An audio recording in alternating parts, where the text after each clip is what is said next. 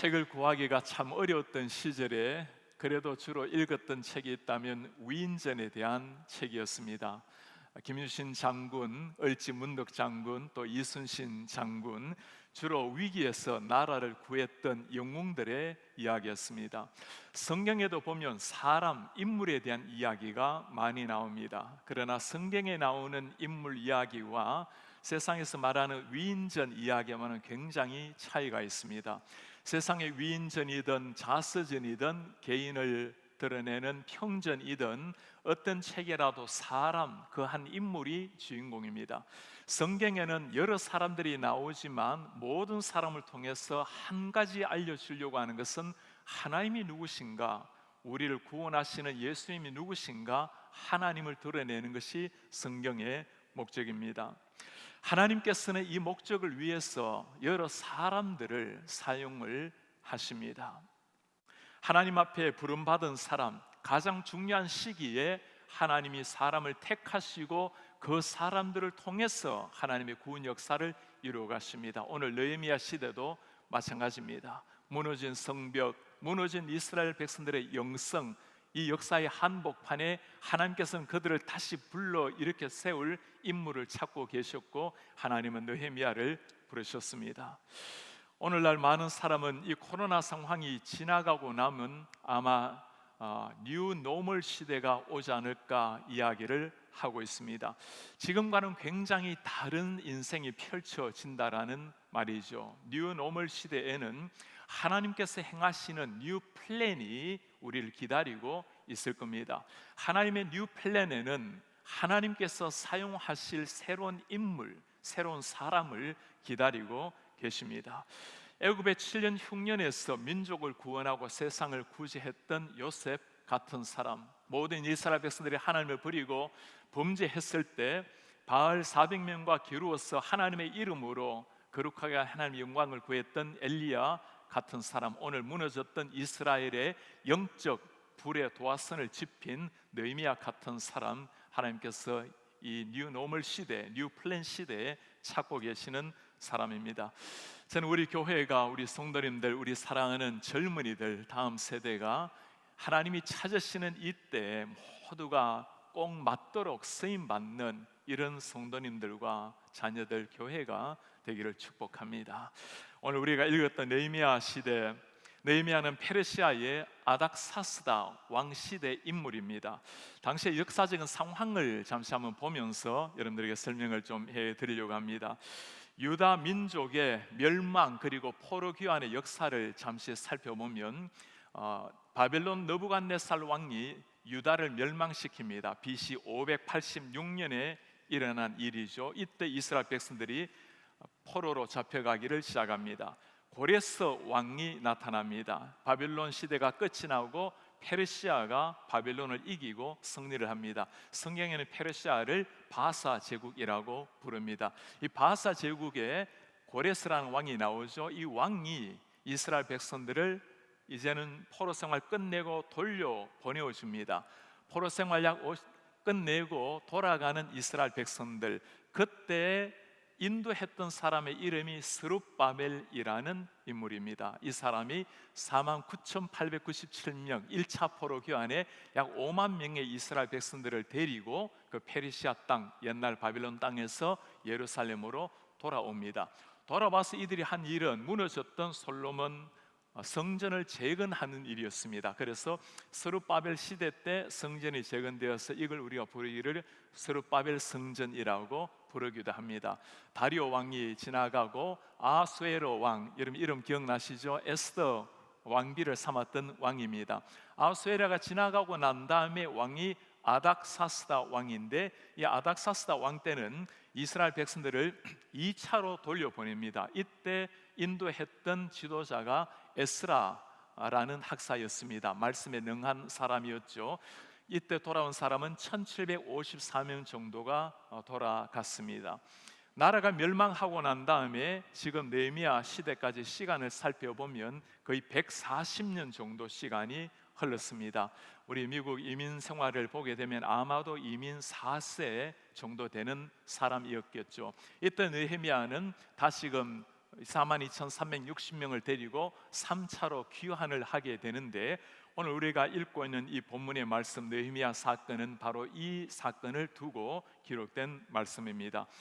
포로 귀환, 이제는 잃어버렸던 나라로 돌아왔지만 눈에 보이는 현실은 그러지가 않았습니다. 이스라엘 백성들은 참 고통 속에, 환란 속에 살았고, 성벽은 무너져 버렸고 성문은 불타 없어지게 된 겁니다. 이런 고통, 안타까운 상황을 바라보면서 제일 아파했던 사람이 누구겠습니까? 하나님의 백성이 받는 저 고난을 보면서 누구보다도 하나님의 마음이 무너졌을 겁니다. 이런 시기에 민족을 일으키기 위해서 무너진 이스라엘 백성들의 성전을 다시금 건축하고 성벽을 쌓아 올리고 이스라엘 백성들의 영적 무장을 일으킬 사람 찾고 계셨습니다. 그때 쓰임받은 사람이 느헤미야 사람입니다. 느헤미야, 하나님의 역사의 개입은 이렇게 시작이 됩니다. 우리 2절 한번 말씀 한번 보시겠습니까? 내 형제들 가운데 하나인 하나니가 두 사람과 함께 유다에서 내게 이르렀기로, 형제 가운데 하나니까 자기 친형이 되겠죠. 유다에서 내게 이르렀습니다. 내가 그 사로잡힘을 면하고 남아있는 유다와 예루살렘 사람들의 형편을 물은즉, 그러니까 느헤미야가 지금 질문하는 게 뭐죠? 형님, 유다에 있는 사람들, 예루살렘에 있는 우리 민족들이 어떻게 살아가고 있습니까? 형편을 물었습니다. 사실 느헤미야가 이런 질문을 할 필요는 없는 사람입니다. 그는 지금 페르시아 바사 제국에서 높은 관직을 누리고 있었던 사람입니다. 세상적으로 보면 아메리칸 드림, 페르시안 드림을 이룬 사람입니다. 왕의 술관원이었어요. 왕의 술관원이라는 것은 왕의 음식을 먹기 전에 먼저 자신이 보고 혹시라도 독이 없는지, 그뿐만 아니라 당시 때 왕이 국사를 논할 때 함께 논의하고 조언을 했던 아주 총명하고 뛰어나고 신망이 가장 두터웠던 사람이 술관원이었습니다. 원한다면 무엇이든지 왕을 통해서 할 수 있는 그 자리에 있었던 사람. 그러나 그에게는 신앙적인 역사의식이 있었습니다. 그들의 조상이 지금 포로로 잡혀온 지가 140년이라는 엄청난 시간, 이민 4세 정도가 되면 과거를 다 잊을 법도 한때 그의 가슴 속에는 민족을 향한 사랑, 그림이 늘 있었습니다. 하나님을 향한 신앙이 있었다라는 말입니다. 오늘날 우리 이민자 된 우리에게는 이 말씀이 참 특별하게 다가옵니다. 어쩌면 2세만 되어도 때로 3세가 되고 나면 우리의 조국의 정서, 문화를 때로 잊어버리고 살아가는 것이 현실인데, 이 긴 세월이 지나도 하나님을 향한 신앙, 민족을 향한 역사식을 그대로 가지고 있었던 느헤미야, 이것이 어디에서 온 것일까요? 이것이 바로 신앙 교육이 낳은 결과입니다. 나라는 잃더라도 하나님을 향한 신앙은 잃어서는 안 된다라고 가르친 신앙 교육, 이 신앙 교육이 위대한 한 사람을, 인물을 만들어 낸 겁니다. 저는 우리 성도님들이, 우리도 이민 생활하면서 그렇게 살아내어야 되겠지만 우리 자녀들 꼭 이런 사람들로 키웠으면 좋겠습니다. 우리는 한국, 우리는 미국뿐만 아니라 전 세계인을 향한 세계인을 만들어야 할 것입니다. 무엇보다도 조국 대한민국을 향한 사랑, 무엇보다도 하나님을 향한 사랑을 가슴에 간직하는 그런 하나님의 인물로 잘 키웠으면 좋겠습니다. 이런 사람을 통해서 우리 하나님이 역사를 일으키시는 거죠. 하나니가 설명을 합니다. 참 느헤미야의 마음이 무너지는 설명이었어요. 3절입니다. 그들이 내게 이르되 사로잡힘을 면하고 남은 자들이 그 지방 거기에서 큰 환난을 당하고 능욕을 받으며 예루살렘 성은 허물어지고 성문들은 불탔다 하는지라. 환난 당하고 능욕받고 예루살렘 성 허물어지고 성문들은 불타고, 마치 오늘날 우리의 상황을 보는 것 같지 않습니까? 이 시대의 교회가 세속주의라는, 물질주의라는, 성경을 가지고는 있지만 자유주의라는 물결 속에서 위협을 당하고 있는 교회의 모습, 코비드 상황 앞에서 교회는 문을 닫고 마음껏 예배할 수 없는 이런 상황, 건물이 무너져서가 아니라 마음껏 예배할 수 없는 이 시대적 상황을 보는 것 같습니다. 이런 상황을 만나게 되면 많은 사람들의 반응은 그럴 리가 있겠냐고, 어떻게 이런 일이 일어나냐고 부인을 하기도 하고, 때로는 상황을 탓하기도 하고 사람을 탓하기도 합니다. 이것이 깊어지게 되면 그냥 무관심을 하게 되든지 아니면 낙심 실망을 하기도 합니다. 그러나 느헤미야의 반응은 굉장히 달랐습니다.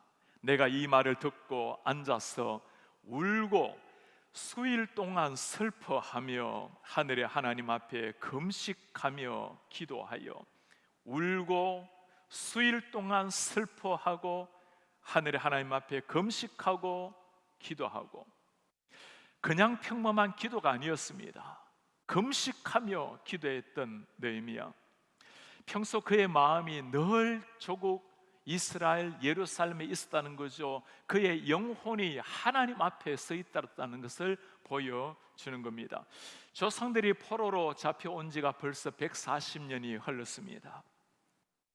그러나 편안한 그의 삶도, 미래가 보장된 그의 삶도, 자신의 민족이 무너진다라는 사실 앞에, 하나님의 이름이 능력을 받고 있다라는 사실 앞에, 그 이야기는 남의 이야기가 아니라 바로 자신의 이야기였습니다. 눈물로 기도하며 나아갔던 느헤미야, 그의 눈물은 며칠 동안 쉬지를 않았습니다. 이 눈물이 있어야 하나님이 움직이시죠. 여러분 한번 물어보시기 바랍니다. 내가 생애 마지막으로 눈물을 흘려본 적이 언제인가? 무엇 때문에 눈물을 흘렸는지 한번 물어보시기를 바랍니다. 가정의 일, 때로는 자녀들의 일, 개인적인 일들, 우리는 다양한 이유로 눈물을 흘리지만 정말 내가 하나님 앞에 말씀대로 온전히 살아내지를 못해서 이 시대 가운데 하나님의 이름이 높임을 받지 못하고 사람들이 창조주 하나님을 버리고 대적하고 살아가는 이 시대를 가슴에 품고 눈물로 기도해 본 마지막 때가 여러분 언제입니까? 기억하시기를 바랍니다. 성도님들의 기도에 눈물이 있는 곳에 거기 하나님의 역사가 일어나는 겁니다. 우리의 눈물에 하나님이 반응을 하는 거예요. 느헤미야는 성경을 보면 12번 이 기도를 하게 됩니다. 1장에 오늘 시작도 기도가 나오고 중간중간 기도가 나오고 마지막에도 기도로 마침을 하고 있습니다. 기도로 시작해서 기도로 마친 사람, 역사는 하나님이 일으키시지만 하나님이 사용하시는 사람이 기도하며 하나님 앞에 무릎을 꿇는 사람이라는 말씀입니다. 우리 장로교의 기틀을 잘 놓은, 모든 기반을 세운 존 낙스라는 사람이 있죠. 스코틀랜드의 부흥을 위해 한 인생 살아낸 사람입니다. 그가 늘 했던 기도가 있어요. 주님, 저에게 스코틀랜드를 주십시오. 스코틀랜드의 부흥을 주십시오. 아니면 나에게 죽음을 주십시오. 자신의 사랑하는 민족을 위해서 부흥을 달라고 목숨을 걸고 기도했던 한 사람, 그로 말미암아 스코틀랜드 장로교회가 부흥을 피웠고 그 장로교의 신학과 기틀을 우리가 오늘까지 이어받고 있습니다. 웨일즈의 부흥이라는 걸 여러분 다 들어보셨죠? 1904년에 웨일즈에서 일어났던 그 놀라운 부흥의 역사입니다. 이반 로버츠라는 한 젊은이가 주님, 이 무너져가는 이 웨일즈, 술과 도박으로 무너져가는 이 웨일즈의 부흥 운동을 달라고 몇 년을 간절하게 기도했어요. 그 젊은이가 무릎을 꿇었던 기도, 그가 기도해서 하나님을 만났던 그 모리아를, 그 교회를 우리가 몇 년 전에 장로님들이 탐방하면서 방문했던 교회이기도 합니다. 기도했을 때 1904년 10월 31일 모리아 교회 성령이 임재하셨습니다. 26살의 젊은이로 말미암아 6개월 안에 10만 명이 넘는 사람이 예수님을 믿고 변화를 받았어요. 1904년 웨일즈의 부흥 운동이 1907년 평양 대붕 운동으로 이어지게 된 것입니다. 이름 없었던 한 젊은이가 민족을 가슴에 품고 기도했을 때 웨일즈뿐만 아니라 영국, 한국까지 부흥의 불길이 번지게 된 겁니다. 이런 영적인 각성, 이런 영적인 부흥을 간절히 기다리는 시대가 되었습니다. 하나님께서 이 시대 가운데 찾으시는 이런 사람, 그의 기도를 통해서 역사 이루기를 기다리시는 우리 주님, 오늘 느헤미야의 기도를 통해서 우리가 몇 가지 배우려고 합니다. 첫 번째, 느헤미야는 이 문제를 하나님 앞에 가지고 나갔습니다. 하나님 앞에 문제를 가지고 나간 느헤미야. 느헤미야가 찾아간 사람은 왕이 아니었죠. 그가 왕 앞에 나아갔다면 많은 도움을 받았을 겁니다. 그러나 느헤미야의 눈에 보였던 것은 지상의 눈에 보이는 왕이 아니라 보이지는 않지만 세상의 왕 대신 하나님이셨습니다. 기도한다라는 것은 내가 누구에게 속해 있는지를 보여주는 가장 확실한 증거입니다. 세상에 속한 사람은 세상의 권력, 세상 사람들에게 찾아가겠죠. 하나님께 속한 사람은 하나님께 찾아갑니다. 다시 한번 기억을 하시기 바랍니다. 기도라는 것은 내가 누구에게 속해 있는지를 보여주는 가장 확실한 증거입니다. 문제 앞에서는 기도하는 것과 행동하는 것 두 가지가 다 필요합니다. 그러나 순서가 중요해요. 많은 사람들은 문제 앞에서 열심히 뛰어다니다가 안 되면 두 손 들고 하나님 앞에 나오는 사람들이 있어요. 하나님 앞에 먼저 무릎 꿇고 기도하는 것이 신자의 삶입니다. 역사를 주관하시는 분이 하나님이라는 것을 믿기 때문입니다. 느헤미야의 기도, 그가 기도를 시작했던 시기는 1절에 보면 11월 중순이 됩니다. 2장에 가면 응답받는 상황이 나오는데 3월 중순이에요. 4개월 동안 지속적으로 기도를 한 겁니다. 그 긴 세월 동안 금식으로 기도하면서 간절하게 하나님 앞에 몰입할 수 있었던 이유가 있죠.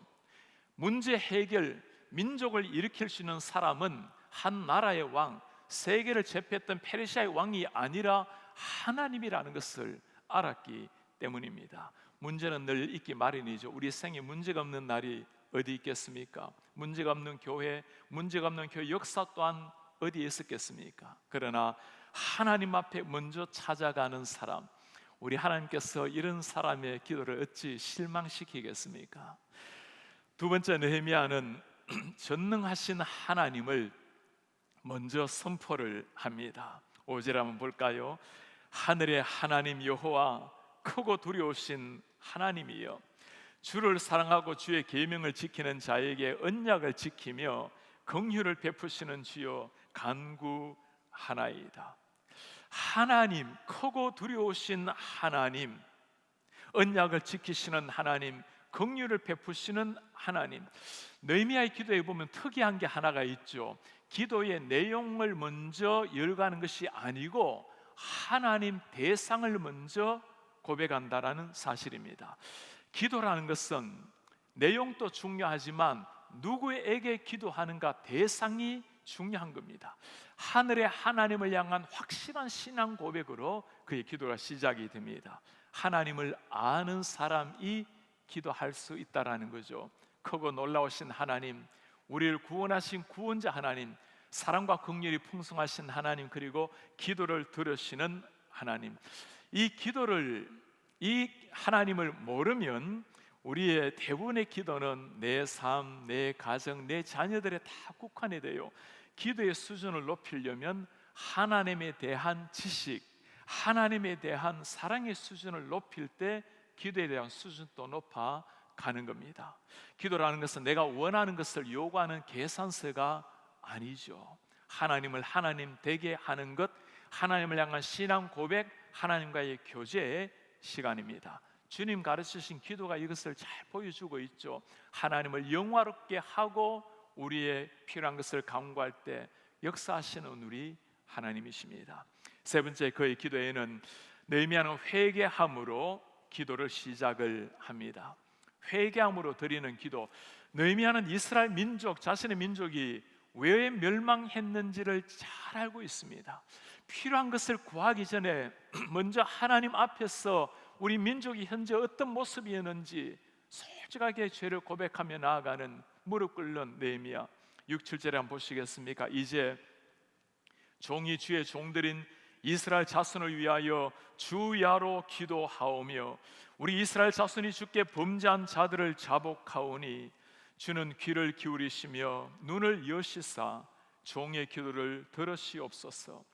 우리 이스라엘 자손이 주께 범죄한 죄들 자복하오니 나와 내 아버지의 집이 범죄하여, 여러분 이 말씀을 깊이 들여다보세요. 나와 내 아버지의 집이 범죄하여 주를 향하여 크게 악을 행하여 주께서 주의 종 모세에게 명령하신 계명과 율례를 지키지 아니하였나이다. 사람의 눈에는 힘이 없는 민족이라서 전쟁에 졌다고 생각을 할 것입니다. 그러나 느헤미야의 역사 해석은 전혀 달랐습니다. 하나님의 백성의 흥망성쇠는 하나님의 손에 있다라는 것을 안 거예요. 이스라엘 백성들이 하나님 앞에 범죄했기 때문에 멸망당했다라는 신앙적 역사 해석이 있다는 겁니다. 누가 범죄했다고 말하고 있죠? 우리 그 먼 조상들이 범죄하여가 아니었습니다. 나와 내 아버지의 집이 범죄하여. 느헤미야는 태어나지도 않았던 과거 역사입니다. 100년도 훨씬 더 된 그 역사 속에서 자기 자신이 한 민족과 함께 나의 죄로 말미암아 하나님이 주신 이 아픔, 민족의 범죄를 자신의 문제로 삼고 하나님 앞에 가지고 갔던 느헤미야. 우리가 느헤미야에게서 배워야 될 리더십의 모습이 바로 이것입니다. 지도자가 갖춰야 될 덕목이 이거예요. 문제 앞에서 사람을 탓하고 환경을 탓하는 것이 아니라 바로 나의 문제로 여기고 방법을 찾아내는 사람. 두 부류의 사람들이 있죠. 문제를 발견하게 되면 문제를 지적하고 다른 사람 상황을 비난하거나 탓하는 사람. 문제를 발견했을 때 나의 책임으로 받아들이고 기도하면서 해결 방법을 찾아가는 사람. 평범한 추종자, 팔로워가 아니라 하나님 앞에 쓰임받는 역사의 인물들, 한 시대 리더로 살아가는 사람의 차이가 이겁니다. 진정한 지도자란 책임을 질 줄 알고 나의 문제를 여기고 기도하고 나아갈 수 있는 사람입니다. 저는 우리 사랑하는 성도님들, 우리 모든 성도님들이 주의 교회를 향한 이 책임의식, 하나님을 향해서 주님 앞에 교회를 품고 기도하는 이런 리더의 모습이 있기를 바랍니다. 우리 사랑하는 자녀들에게 이 신앙을 가르쳐 주기를 바라요. 어떤 상황 속에서도 상황 문제, 환경 문제, 사람 문제가 아니라 하나님 앞에 기도하고 오히려 그 문제를 해결해 나아가서 사람들을 행복하게 만들고 사람들을 새롭게 만들어내는, 하나님 앞에 이렇게 세우는 이런 느헤미야 같은 지도자들을 만들어내시는 우리 성도님들 되시기를 바랍니다. 코로나 팬데믹 속에서 특별히 우리 그리스도인들이 가져야 될 자세가 이겁니다. 오늘 상황을 가져온 다양한 이유가 있겠죠. 그러나 하나님의 주권을 믿는 사람은 하나님의 눈으로 역사를 해석을 합니다. 하나님 앞에서 상황을 해석을 해야 하나님이 원하시는 신앙적 반응이 나올 수가 있어요. 언젠가 코로나 상황 다 지나가게 될 것입니다. 사람들이 그때 우리에게 물어볼 것입니다. 하나님을 믿는 당신들은 그때 무엇을 했습니까? 역사를 주관하시는 분이 하나님이라고 믿는 그대들은 그때 무엇을 했습니까? 우리 자녀들이 지금 우리를 보고 있습니다. 하나님을 믿는 어머니, 아버지는 이런 팬데믹 상황 속에서 어떤 자세로 나아가고 있는가? 여러분들의 삶이 살아있는 신앙 교육이 되는 겁니다. 세상 앞에서도 자녀들 앞에서도 우리가 보여줘야 될 게 이 느헤미야의 눈물입니다. 민족을 품고 이 고통 앞에서 하나님 앞에 간구하며 나아가는 사람, 이 시대를 바라보면서 하나님을 대적하는 시대, 청교대 신앙을 다 잃어버리고 자신이 주인이 돼가는 시대를 바라보면서 눈물로 아파 기도하는 부모님, 세상에서 빛과 소금으로 부름을 받았지만 살아내지 못하고 있는 안타까운 나의 모습, 민족과 교회를 가슴에 품고 기도하는 눈물, 우리가 세상과 자녀들에게 보여줘야 될 것이 바로 이 눈물의 기도입니다. 네 번째, 우리가 느헤미야를 통해서 배울 수 있는 것, 느헤미야는 하나님의 언약에 근거해서 기도를 해요. 느헤미야의 가슴 속에는 하나님께서 하신 약속을 알았습니다. 하나님이 어떤 분이신지를 알았어요. 그 기도를 한번 보시겠습니까? 옛적에 주께서 주의 종 모세에게 말했습니다. 너희가 범죄하면 내가 너희를 여러 나라 가운데 흩을 것이요 내게로 돌아와 내 계명을 지켜 행하면 너희가 쫓긴 자가 하늘 끝에 있을지라도 내가 거기서부터 그들을 모아서 내 이름을 두리고 택한 곳에 돌아오게 하리라 하시니 말씀을 이제 청하건대 기억하옵소서. 느헤미야는 이스라엘 나라의 상황을 정확하게 파악하고 있었습니다. 하나님의 언약을 어김으로 말미암아 심판받은 민족, 하나님의 마음을 알았어요. 지금 하나님의 백성들이 저렇게 포로로 잡혀가서 고통스러운 생활을 했지만 그게 하나님의 본심이 아니었다라는 것을 안 겁니다. 하나님의 그 긍휼, 사랑을 아는 거예요. 하나님 앞에 회개하는 것, 다시 한번 말씀 앞에 돌아가게 되면 내가 너희를 제사장 나라로 삼고 거룩한 나의 백성으로 삼겠다라는 그 약속을 다시금 추억을 하는 겁니다. 주님, 우리가 주님 앞에 회개하고 나아가오니 약속대로 우리를 하나님의 백성, 거룩한 백성으로 삼아 주십시오. 약속이라는 것이 10년, 30년 지나면 기억에서 사라지기 마련이죠. 지금 이 약속은 모세에게 1000년 전에 했던 약속입니다. 무슨 말일까요? 하나님의 말씀을 그대로 간직하고 있었던 느헤미야, 하나님을 알았기에 기도할 수 있었고 말씀을 알았기에 언약에 근거해서 하나님 앞에 간구할 수가 있었어요. 회복의 시작이 바로 여기에 있는 겁니다. 하나님의 언약을 기억하고 말씀으로 돌아가는 것, 우리 시대에서 회복해야 될 것이 바로 이것입니다. 하나님의 변함없는 진리의 말씀을 가슴에 새기고 말씀 위에 서서 하나님 앞에 살아내는 것. 오늘 우리가 코로나 상황이 아직 많은 성도님은 온라인으로 예배하고 있습니다. 우리가 교회 현장에 와서 예배하는 것 너무나 귀한 일이지만 더 중요한 것이 있다면 하나님 앞에 서는 것, 눈물로 하나님 앞에 회개하며 말씀으로 돌아가는 것, 그때 하나님 역사가 시작이 되는 겁니다. 오늘 우리는 역사를 움직인 느헤미야의 기도, 하나님께서 이 중요한 역사의 순간에 사용한 한 사람 느헤미야를 보았습니다. 민족의 문제를 나의 문제로 여기고 하나님 앞에 무릎을 꿇었던 사람, 그가 그렇게도 기도할 수 있었던 이유가 있었죠. 느헤미야가 하나님의 마음을 본 거예요. 진노 중에라도 긍휼을 베푸시는 하나님을 본 겁니다. 10절에 그의 호소를 한번 보실래요? 이들은 주께서 일찍이 큰 권능과 강한 손으로 구속하신 주의 종들이요 주의 백성입니다. 주님, 이 사람들을 보십시오. 하나님이 구원하신 종들이요 주님의 백성입니다. 성경 어느 구절을 이 구절과 바꿀 수가 있을까요? 하나님, 우리가 비록 이렇게 나라를 잃고 멸망했고 포로 생활, 오랜 생활 보내고 돌아갔지만 무너진 성벽, 무너진 예배당, 고통스러운 삶 속에 살아가지만 주님, 우리는 당신의 백성입니다. 긍휼히 여겨 주십시오. 하나님은 심판하셨지만 그 심판은 저주가 아니라는 것을 깨달은 겁니다. 사랑하는 아들을 향해서 매를 드는 어머니의 눈물을 예레미야가 본 거예요. 하나님의 마음을 알았을 때 모든 소망의 꽃이 꺾인 그 상황에도 느헤미야는 하나님의 사랑의 긍휼에 의지하여 마지막 희망의 노래를 부르고 있는 겁니다. 이스라엘의 회복, 여러분 느헤미야도 간절히 바랬지만 더 바라셨던 분이 누구일까요? 하나님이세요. 이 시대 가운데 점점 약화되어가는, 점점 세상의 비난의 화살이 되고 공격의 화살이 되고 있는 진리를 품은 교회를 바라보고 우리도 안타까워하지만 정말 안타까워하는 사람이 누구일까요? 우리 하나님이십니다.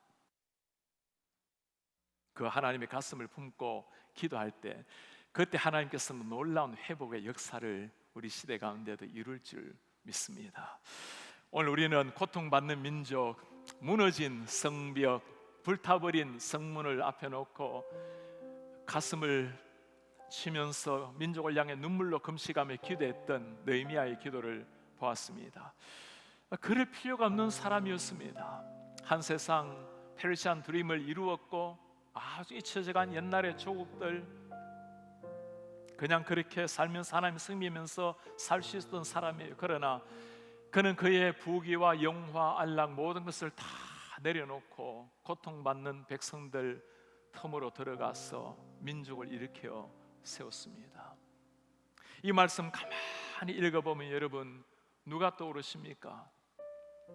하늘의 모든 영광을 버리시고 이 땅에 오셔서 세상 한복판에 내려오셔서 우리 모든 인류의 죄악을 나의 문제로 여기시고 십자가 위에 우리 모든 죄를 들고 올라가신 우리 예수님, 그분이 보이지 않으십니까? 우리가 주님을 몰랐을 때 아버지 저들의 죄를 용서해 주십시오, 자신의 죄인인지도 모르고 있습니다. 그 주님의 피로 말미암아 인류 구원의 역사가 이루어진 겁니다. 오늘 이 시대 가운데 하나님이 찾으시는 사람, 이런 사람입니다. 주님, 이 시대를 가슴에 품고 이 시대 교회를 심장에 새기고 제가 주님 앞에 엎드립니다. 오늘 말씀을 보면 정말 감격적인 게 하나 있어요. 하나님이 느헤미야 한 사람을 택하셨습니다. 느헤미야가 기도로 주님 앞에 나아갔어요. 그때 어떤 일이 일어났나요? 11절에 중요한 한 구절에 나옵니다. 주여 구하오니 귀를 기울이사 종의 기도와 주의 이름을 경외하기를 기뻐하는 종들의 기도를 들었소서. 한 사람이 하나님 앞에 기도의 무릎을 꿇기 시작했을 때 하나님께서는 기도의 용사를 함께 일으켜 주신 겁니다. 잠잠히 있었던 묵묵했던 그 많은 사람들이 함께 기도의 용사로 나갔을 때 우리 하나님 무너진 이스라엘을 이렇게 세우는 놀라운 역사를 일으켜 주신 겁니다. 우리 사랑하는 성도님들, 이 시대 팬데믹을 지나는 이 시대 가운데 하나님의 교회가 다시 한번 영적 비상을 이루어야 될 이 시대 가운데 우리 하나님 이런 사람 찾고 계십니다. 느헤미야, 바로 내가 느헤미야가 되어주시기 바랍니다. 여러분들의 자녀를 느헤미야로 세우는 성도가 되시길 바랍니다. 그때 우리 하나님께서 느헤미야 같은 수많은 사람들 함께 일으키셔서 이 시대 가운데 기다리셨다는 듯이 하나님의 놀라운 역사를 일으켜 내실 것입니다. 우리도 기대하지만 하나님께서 그 날을 더 기대하고 계십니다. 다 같이 일어나셔서 오늘 말씀 기억하시면서 우리 함께 우리 신앙 고백을, 우리 간절한 마음을 찬양으로 올려드리겠습니다. 나의 백성이 다 겸비하여 내게 기도하면, 나의 얼굴을 구하여서 그 악한 길을 떠나면 하늘에서 듣고 죄를 사하며 그들의 땅을 고치리라. 아버지여 고쳐주소서. 이 나라가 주의 것이 되게 하소서. 주 하나님 간절히 기도하오니 상한 이 땅을 새롭게 하소서. 나의 백성 다 겸비하여 내게 기도하며 나의 얼굴을 구하여서 그 악한 길 떠나면 주님이 약속을 하십니다. 하늘에서 듣고 죄를 사하리라. 하늘에서 듣고 죄를 사하. 하나님이 놀라운 약속을 하세요. 그들의 땅을 고치리라. 그들의 땅, 너희들의 땅을 고치리라. 아버지여 빕니다. 고쳐주소서. 주의 땅을 고쳐주소서. 이 나라가 주의 것이 되게 하소서. 아버지, 이 나라 주의 것 되게 하소서. 주 하나님 간절히 기도합니다. 하나님 간절히 기도하오. 상한 이 땅을 새롭게 하소서. 상한 이 땅 새롭게 하소서. 무릎 꿇고 다 겸비하여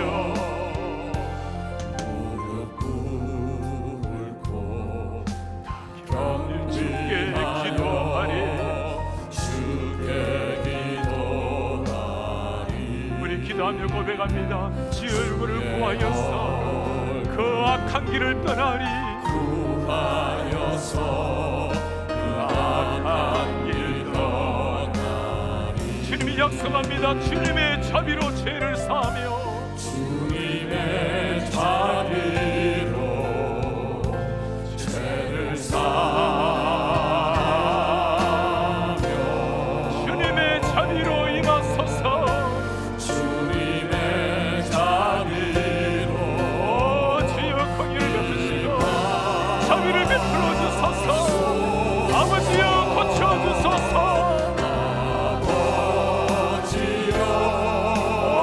주여 고치소서. 고쳐주소서. 이 나라가 주의 것이 되게 하소서. 이 나라 주의 것 되게 주 하나님 간절히 기도합니다. 간절히 기도하오. 상한 이 땅을 새롭게 하소서. 사랑이 다 새롭게 하소서. 아버지여 고쳐 주소서. 우리 아버지여 주여 고치소서. 이 나라가 미국과 한국이 주의 끝이 되게 하소서. 이 나라 주의 것 되게 하소서. 주 하나님 우리가 주님 앞에 무릎으로 간구합니다. 간절히 간구합니다. 간절히 기도하오. 주여 상한 이 땅을 새롭게 하소서. 사랑이 다 새롭게 상한 이 땅을 새롭게 하소서. 사랑이 다 새롭게 하소서.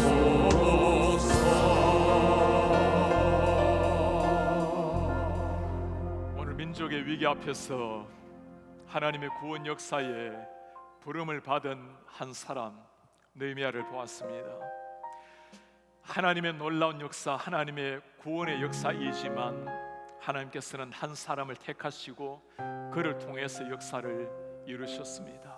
한 시대에 하나님을 잘 믿고 아름다운 신앙을 영위하면서 세상에서도 누릴 걸 누리고 살아가시는 사람이었습니다. 모든 걸 다 내려놓고 고통받는 환난 많은 민족에 들어가서 무너진 성벽을 세우고 무너지는 신앙의 불길을 일으킨 한 사람, 그로 말미암아 하나님 나라의 역사가 새롭게 기록이 되었습니다. 기독교 역사는 이런 사람들이 삶으로 생명으로 심장으로서 내려온 생명의 역사입니다. 세계 기독교 역사가 그랬고 한국교 역사가 그랬고 미국교 역사가 그러하고 우리 KCBC의 역사가 그러합니다. 우리 기도하기를 원합니다. 주님, 우리 가슴 속에 이 시대에 문제 앞에서 사람과 환경을 탓하는 인생이 아니라 우리 하나님 앞에 나아가서 주님 내가 죄인입니다, 주님 나를 고쳐주시고 민족을 고쳐주십시오, 하나님 앞에 무릎을 꿇는 자가 되게 도와주십시오. 이 시대 문제를 내 가슴에 새기고 주님 앞에 금식으로 기도하며 주님 민족을 살려주십시오. 이 땅의 교회를 새롭게 하여 주시옵소서. 오 하나님 아버지, 오늘날 이 민족을 바라보시고 다시 한번 이 민족이 하나님 앞에 돌아올 수 있도록 은혜를 부어 주옵소서. 주여, 진노 중에라도 긍휼을 베푸시는 하나님이여, 다시 한번 미국 땅에 한국 땅에 긍휼을 베풀어 주옵소서. 온 세계 열방에 긍휼을 베풀어 주옵소서. 이 민족이 범죄하여 살아가고 있지만 하나님, 이 민족들이 하나님이 지으신 백성들입니다. 하나님의 사랑받은 백성들입니다. 불쌍히 여겨 주십시오. 우리 하나님 KCBC를 통해서 우리 성도님 한 시대 그렇게 살아가게 도와주십시오. 우리 자녀들 이런 믿음의 용사들로 3대 4대 40대가 될지라도 이런 신앙으로 살아내는 하나님의 사람을 키워내는 이런 교회가 되게 도와주옵소서. 주여 다시 한번 이 땅 가운데 부흥의 불길을 허락하여 주옵소서. 주님을 경외하는 민족이 되게 하시고 하나님을 경외하는 인생이 되게 하여 주옵소서. 우리 간절한 마음으로 주님 앞에 간절한 마음으로 기도하겠습니다. 하나님 아버지, 아버지,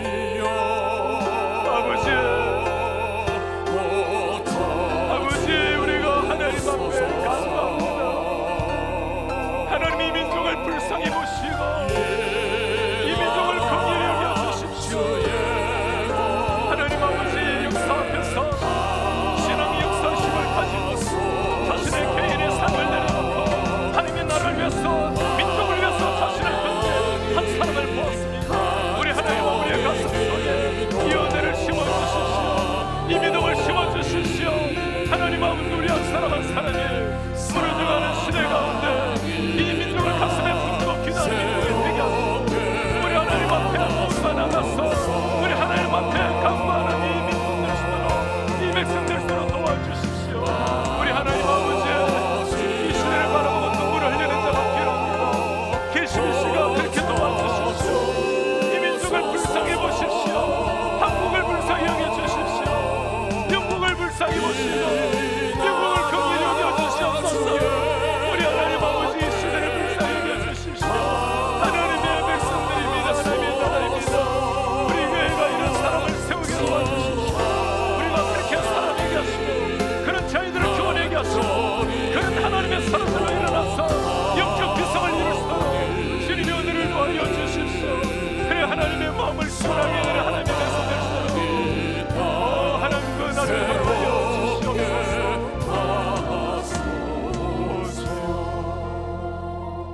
존귀하신 우리의 아버지여,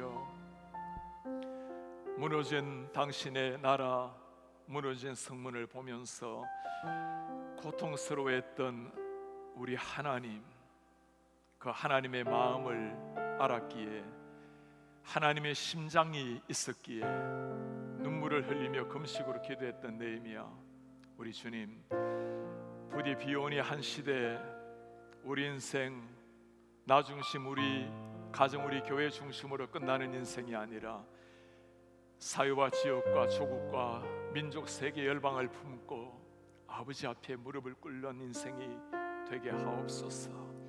주여, 비오니 우리 교회가 이 시대 가운데 하나님 앞에 이 민족의 죄를 가슴에 품고 세계 열방에 하나님을 벗어난 죄를 우리의 가슴에 새기고 하나님 앞에 금식하며 믿음으로 무릎을 꿇는 이런 느헤미야 같은 사람, 그로 말미암아 일어난 수많은 기도의 용사들이 우리 교회를 통해서 일어나게 하옵소서. 하나님 역사, 구원 역사 가운데 누군가를 찾고 계실 때 우리 한 사람 한 사람, 우리 모든 성도님, 주님 제가 여기 있습니다. 부족하지만 저를 사용해 주십시오. 주님 빕니다. 우리가 그렇게 살아내게 하시고 우리 사랑하는 자녀들 그렇게 살아낼 수 있도록 이 자녀들에게 이런 신앙 유산을 물리시도록 도와주십시오. 코로나 팬데믹 상황 가운데 위축되고 두려워 떨고 있는 이 시대 가운데 전능하신 하나님을 믿는 하나님의 백성들이 무엇을 했느냐는 역사 앞에 우리가 주님 앞에 무릎을 꿇고 기도했노라고 세상에 줄 수 없는 평강과 소망을 가지고 이 하나님을 증거했노라고 민족을 가슴에 품고 눈물로 회개하며 기도했노라고 우리가 신앙의 흔적을 세상 앞에, 자녀들 앞에 남길 수 있도록 은혜를 도와여 주십시오.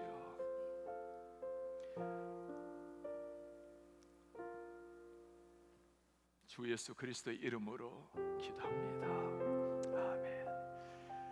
주 예수 그리스도의 은혜와 하나님의 사랑과 성령의 교통하심이 이 시대 또 한 사람 느헤미야를 찾는 하나님 앞에 부족하지만 주님 제가 여기 있습니다. 그 심정으로 살아내고 그 심정으로 자녀를 키워내고 그 심정으로 민족과 열방을 가슴에 품고 눈물로 나아가는 KCPC 되기를 원하는 주의 모든 성도들 머리 앞에 지금부터 영원토록 함께 있을지어다.